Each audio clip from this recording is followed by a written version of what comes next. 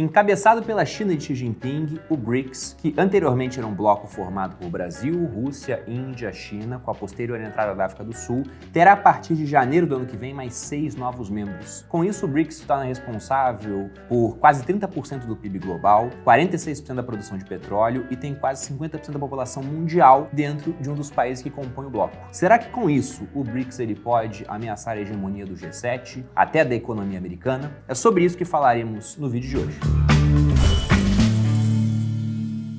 E aí pessoal do Você Mais Rico, quem fala aqui é Bruno Perini, criador do canal. E antes de entrar no assunto do vídeo, estou aqui com o Fábio Fares para falar dessa questão dos BRICS, vou lembrá-los da segunda turma do Viver de Renda no exterior, que será aberta no dia 9 de outubro. Então você, brasileiro, que mora no exterior, já não é mais residente fiscal aqui no Brasil, que queria aprender a investir, mas sempre via produtos educacionais que até te ensinavam a investir lá fora, mas não com tanta profundidade e também não te mostrando o que acontece na parte dos impostos, agora nós temos um produto para você. Na verdade, já na segunda turma, sendo que a primeira foi um sucesso, um NPS de 91, muita satisfação, vários alunos mandaram incríveis depoimentos para o Fábio, ele está postando no Instagram dele. Então, para quem quiser aprender a investir de maneira global, mesmo não sendo mais residente fiscal aqui no Brasil, o que travava muita gente, Viver de Renda no Exterior é para você. Para mais informações, há um link aqui aparecendo na descrição, esperamos ver vários de vocês na turma. Agora, Fábio, falando sobre essa questão dos BRICS. Então nós tínhamos esse bloco anteriormente formado por Brasil, Rússia, Índia, China e África do Sul,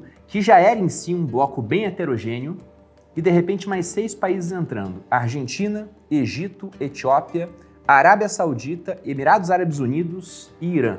O que você enxerga nesse bloco? Realmente é alguma coisa que vai funcionar? O BRICS é algo que dá para acreditar ou simplesmente é quase como um slogan, como já viu algumas pessoas falando? Ele tem uma história interessante e a gente tem que lembrar uma coisa. Lá atrás, quando eles surgem porque eles se retroalimentam. Eles surgem no momento onde a China está crescendo a um ritmo de 2 dígitos, comprando tudo que o BRICS tem de melhor, que são as commodities. O resto vem na rebarba disso. Até impressionante que o México só não entra no BRICS porque o vizinho dele não deixa. Porque o México faria todo sentido para entrar nessa turma, né? Agora, nesse rearranjo, eles ganham um membro que é interessante, que é a Arábia Saudita, que agora tem o petróleo, então assim, a hegemonia de commodities fica mais forte do lado deles, e traz o Irã, que é para mais causar problema com a base do G7, principalmente Estados Unidos. Eu não consigo ver o que o Irã agregaria de tão importante ali, a não ser nuclear, né? Aquelas coisas. Eu não vejo como sendo uma força que vá ameaçar a hegemonia do G7, mas ganha um pouco de poder para negociar algumas coisas. Por quê? Porque o BRICS, se eu não estou enganado, é responsável por quase que a metade da comida, produção alimentar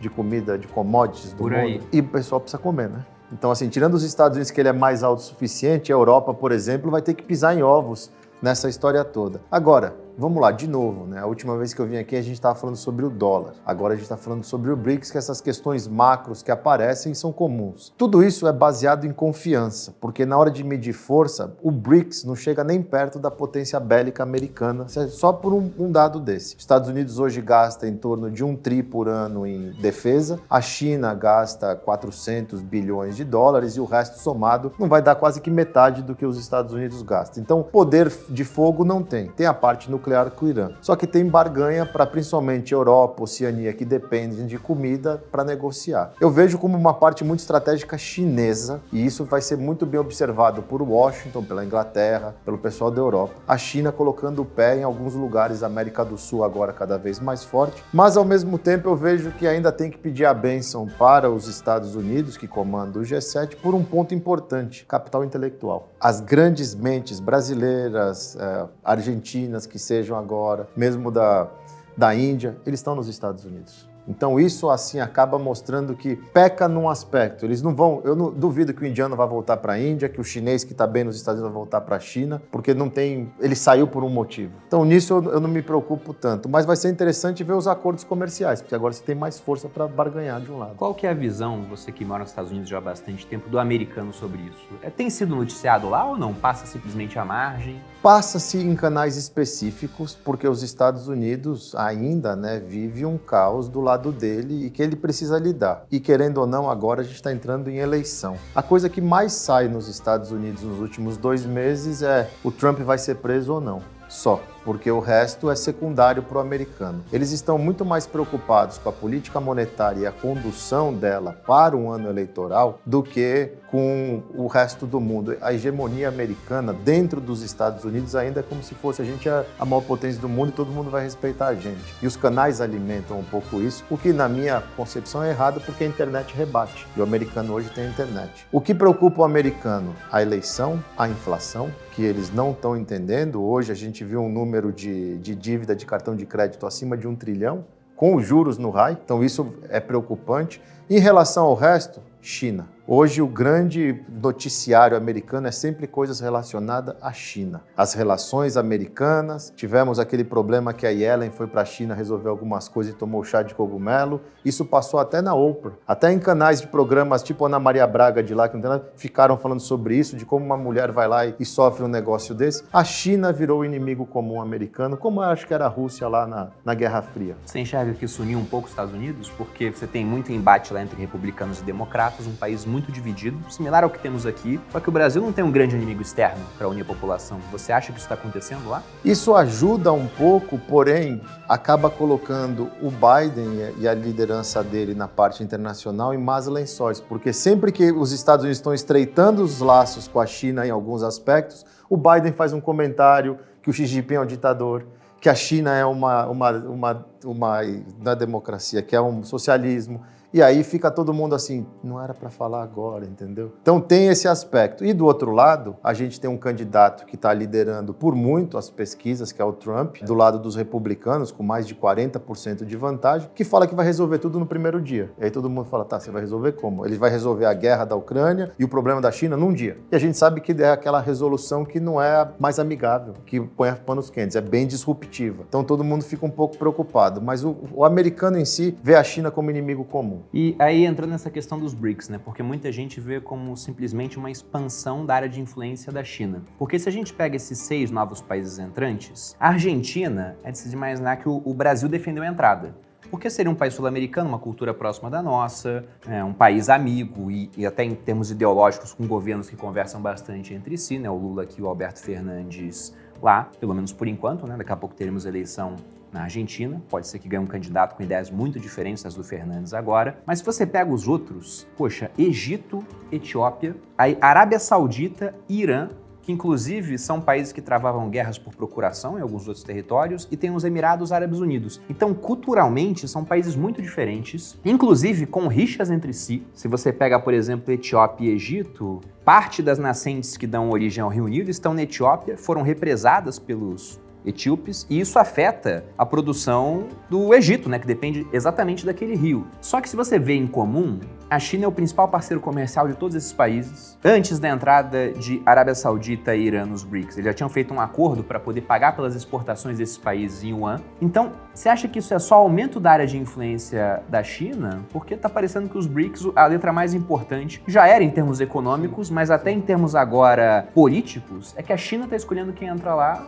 para simplesmente falar, não, esse pessoal tem que estar mais próximo de mim. A China, ela tá o que a gente chama de comendo pelas beiradas. E uma das coisas que, se a gente for olhar, tirando a parte política, ela tem o controle da comida no mundo hoje. Dentro do BRICS e dentro dos outros acordos lá, a rota da seda e tudo mais, a China está muito forte nisso. E com esse papo, que foi muito importante ter acontecido da maneira que aconteceu, porque quando ela vê os Estados Unidos tirando a Rússia do jogo durante a guerra, ela está fora do SWIFT, e a gente sabe que isso tira o país de qualquer meio de transação, porque o SWIFT é o meio de transação mais usado para as moedas para poder negociar. Quando a China percebe isso, o que ela faz? Ela acelera esses acordos, porque veja que interessante, a gente sai de uma pandemia onde, teoricamente, se quisesse apontar um culpado, era a China, que causou tudo isso. E ninguém nem mais fala disso, e o inimigo comum de todo mundo virou os Estados Unidos pelo que fez com a Rússia, que durante essa guerra, de isolar a Rússia do mundo. A China se aproveita disso tudo e vai fazendo acordos bilaterais e vai indo. Uma maneira de se financiar, mas de ganhar poder de barganha. Por quê? Qual que é o nosso grande medo daqui para frente, nos próximos anos?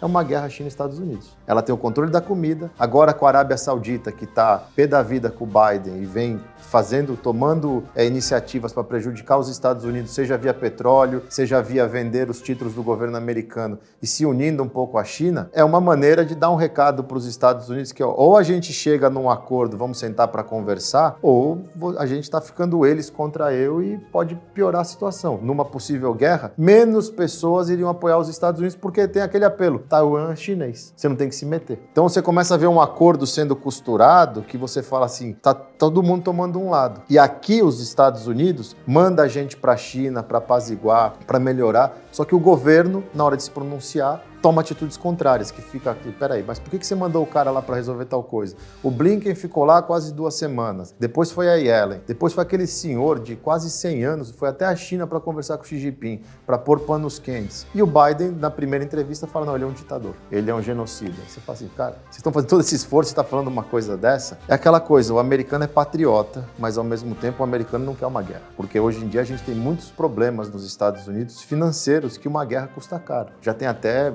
muitas campanhas para cortar um pouco do orçamento de defesa, para não ter que cortar de saúde e educação. A eleição ano que vem vai ser decisiva para isso. Do mesmo jeito que, falando um pouco de BRICS, Bruno, eu acho que, por exemplo, a Argentina, se uma oposição ganha lá, o cara vai pular fora do BRICS no primeiro dia. Ele não vai querer apoiar isso, ele vai querer apoiar os Estados Unidos. Então a gente vê também que são arranjos que não são tão sólidos assim, tirando Brasil, Rússia, Índia e China. Esses estão lá desde, se eu não me engano, 2002, quando começou, 2001. O resto, não sei. A África do Sul, ela entrou na festa, ficou lá acomodada, porque hoje a África do Sul não tem uma relevância, né? Ela não tem nada que você fale, não, ela é necessária, ela é uma... Não, ela tá ali. Ela tá lá fazendo o papel dela, mas também não vejo fidelidade que vá fazer alguma coisa. O grande problema é essa força que a China vem ganhando e vem cercando, tipo o jogo de War. No tabuleiro, você olha, já tem um monte de peça vermelha espalhada. Sim, isso é um ponto relevante. Se a gente pega, por exemplo, vou colocar aqui na tela algumas figuras, vejam aqui o canal de Suez, por onde passa mais ou menos 12% da economia mundial, é do Egito. Está entrando nos BRICS agora. Se você pega na entrada do Mar Vermelho, nós temos o Estreito de Hormuz, que fica na região da Etiópia. Lá nós temos 33% do petróleo mundial trafegando e mais ou menos 20% do transporte marítimo mundial. Então, também, a Etiópia agora está entrando nos BRICS. Será que até por conta disso, questões estratégicas? Porque em termos de PIB, não é um acréscimo tão grande. BRICS, sem esses 6 países, dá uns 26% do PIB global. Com os 6, tem mais 3%. Aí se você pega outro estreito também que é muito importante, o Estreito de Bab el-Mandab, que é na região dos Emirados Árabes Unidos, que também entrou para os BRICS. Então, parece que a China está colocando pecinhas em um tabuleiro se preparando para alguma coisa maior. Só que aí eu ia te perguntar, o que tem de sólido de colaboração entre os BRICS? Porque é um slogan muito conhecido, a gente sabe que eles fazem reuniões, tem um banco em comum, que inclusive é presidido hoje pela nossa ex-presidente Dilma Rousseff, mas tem alguma coisa sólida realmente em termos de acordos bilaterais ou não? Ainda não. A gente vai ver agora, nos próximos passos. Por quê? Hoje nós temos os presidentes dos membros antigos dos BRICS mais unidos. Lá atrás, os presidentes surfaram com a China aquele crescimento cavalar, e aí todo mundo é amigo. Na hora do dinheiro abundante, todo mundo é amigo. Agora existe o inimigo comum, e que nós aqui no Brasil temos um governo que ele é mais aliado à China do que aos Estados Unidos, mais aliado à Rússia do que à Ucrânia, o que vai afastando Estados Unidos e G7.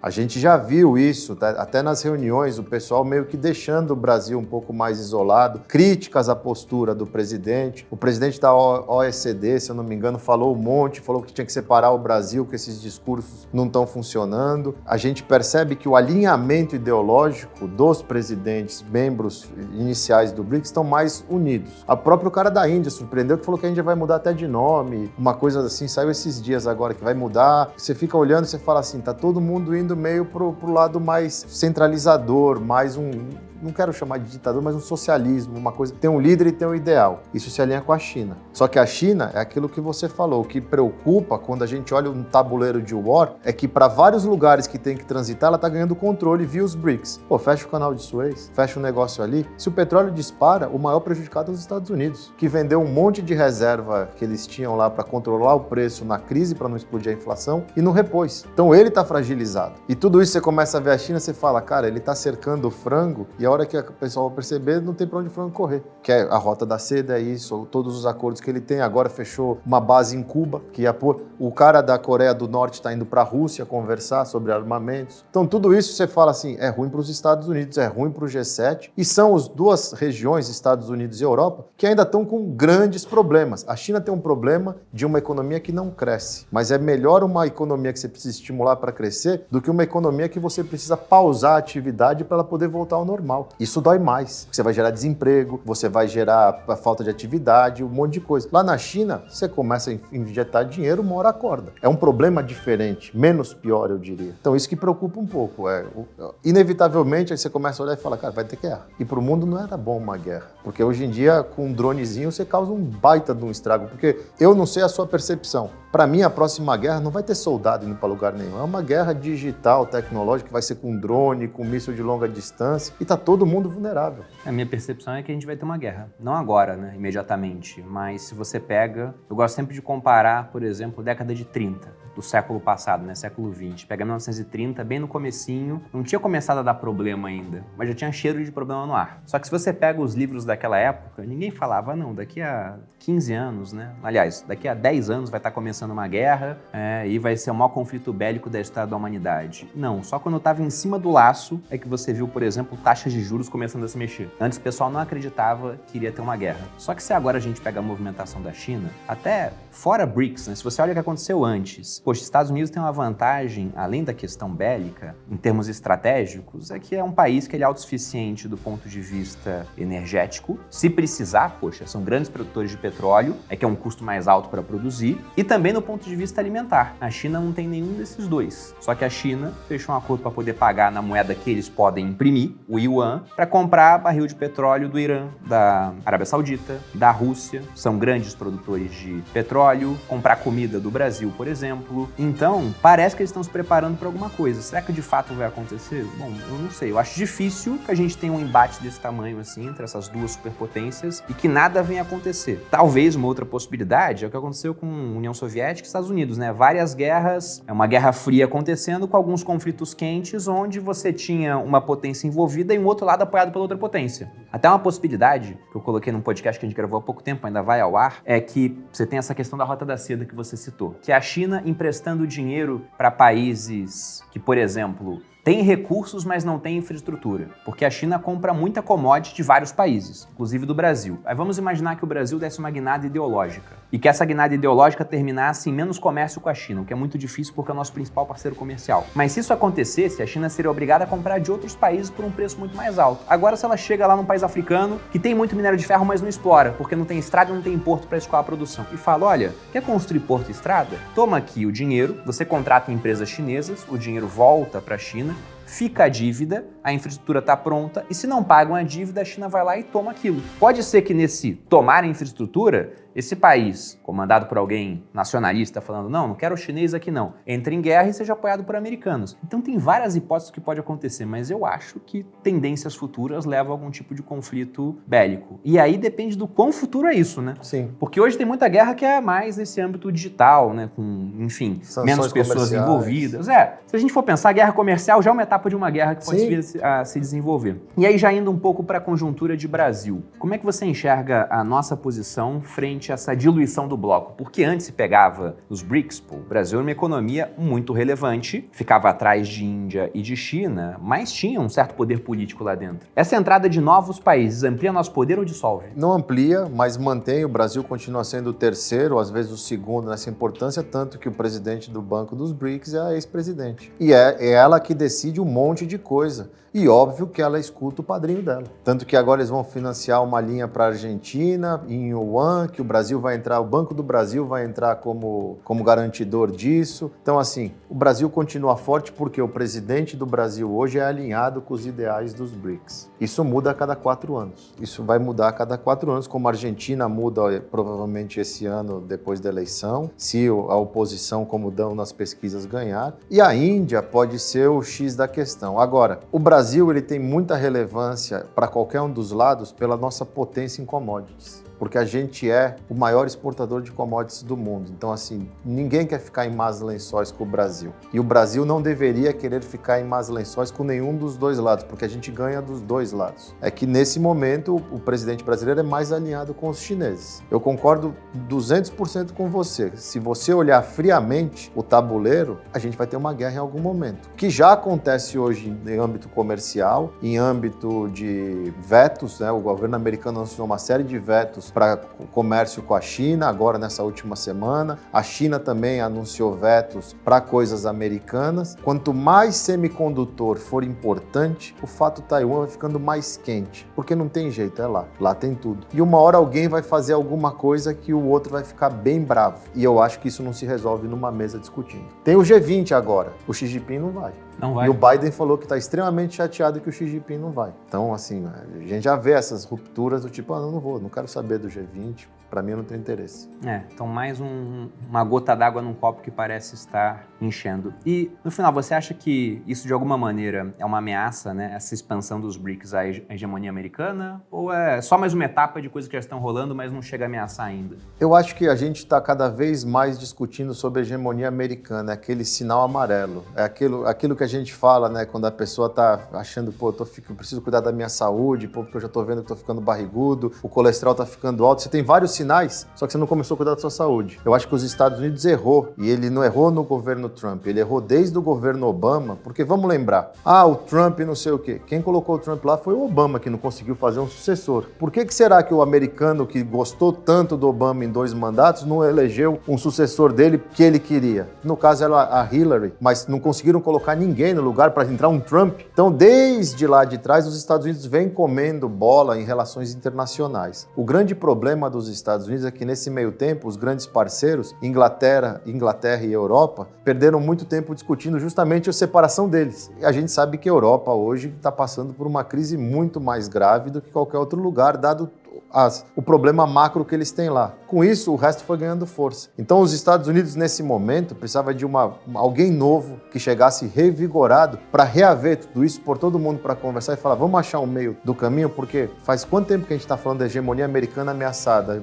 Chega uma hora que acabou, que ela vai partir, alguma coisa vai mudar. Sabe aquela coisa que é tanta história que daqui a pouco vira verdade? Eu acho que a gente está caminhando para isso. Não acho que vai ser no curto prazo, porque ainda a diferença é muito gritante, mas é perigoso, porque não seria algo que tivesse no radar. Antigamente, quando tinha isso, veio o Vietnã, foi a última vez. Assim, ele foi lá e o Vietnã perdeu, mas não deixou barato. Hoje os Estados Unidos estão se arrastando. Então, assim, ele precisaria, na minha opinião, rever isso, porque de tanto que falam da hegemonia americana, daqui a pouco alguém vai falar, não tem mais hegemonia americana, já se juntamos aqui e vamos dar um jeito. E eu acho isso ruim. Bom, vamos aguardar as cenas dos próximos capítulos, principalmente a partir de janeiro do ano que vem, para ver em como vai funcionar esse bloco expandido e se o BRICS ele vai passar a ser mais do que simplesmente algumas poucas reuniões com um banco envolvido para virar um bloco econômico, alguma coisa assim. Né? Fábio, algum recado final para quem está assistindo? Eu queria convidar todo mundo para conhecer o Viver de Renda no Exterior. Eu acho que investir hoje, principalmente para o brasileiro, é uma necessidade, e o brasileiro que está espalhado pelo mundo, que já tem esse desbravamento, quero desbravar novos mundos, tem que entender que hoje o mundo tem inflação e juros reais positivos. Isso veio para ficar. Eu acho que a gente viu de 2008 para cá uma coisa que não vamos ver tão cedo voltar, que é juros zero e inflação baixa. E com isso o nosso dinheiro perde valor, o nosso suado dinheiro perde valor. Então, você que está espalhado pelo mundo, aqui na descrição tem o link, dá uma olhada. A gente atendeu 25 nações na primeira turma, todas saíram, como o Bruno falou, o NPS foi altíssimo. Eu fico muito satisfeito com o trabalho desenvolvido, com a confiança do Bruno e do grupo no meu trabalho, e convido você para conhecer, porque realmente a necessidade de se investir está cada vez mais à tona, mais importante. Então não fique esperando, porque quando você espera, a inflação te morde. Eu diria que hoje em dia os prêmios para quem sabe lidar com dinheiro são muito grandes, as penalidades cada vez mais severas, né? Sobretudo num mundo que, por conta dessas questões geopolíticas, vai ter inflação mais alta. alta? Porque uma coisa é uma inflação bem baixinha, porque todo mundo pega a produção feita na China, que atravessa meio mundo e chega aqui mais barato que se fosse produzido no sul do país. Outra coisa é ter que tirar a produção de lá, porque o pessoal enxerga que, poxa, por um conflito geopolítico, algum ponto, não queremos as coisas na China. Aí vai e coloca no México, no Brasil, onde você tem um custo de mão de obra mais alto, mas você tem um território, né, mais amigável, políticas mais amigáveis. Então, realmente, o novo normal do mundo deve ser isso, uma inflação mais alta do que tínhamos antes e juros mais altos para comportar essa inflação. O que traz penalidade para quem não investe, mas traz benefício para quem sabe investir. Para quem quiser aprender a investir fora do país, sabendo essa parte fiscal, fica realmente convite para o Viver de Renda no Exterior. Fábio, obrigado. Obrigado. Agradeço aí pela presença, agradeço a audiência também. Se você gostou desse vídeo, deixe seu like, se inscreva aqui no Você é Mais Rico, nos siga nas redes sociais, vão estar aparecendo aqui no vídeo na descrição. Um grande abraço e até a próxima.